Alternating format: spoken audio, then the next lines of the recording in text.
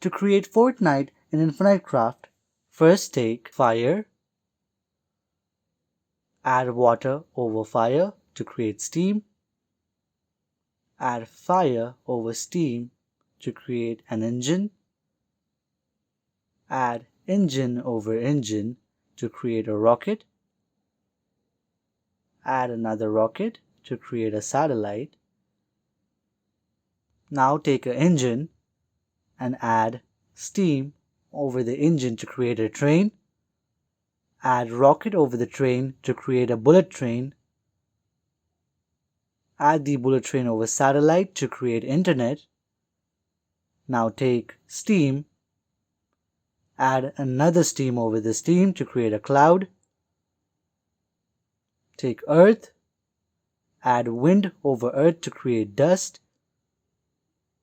take water, add water over the dust to create mud, then add fire over the mud to create brick, add the cloud to the brick to create a castle, add the castle over the internet to create FORTNITE. Thanks for watching.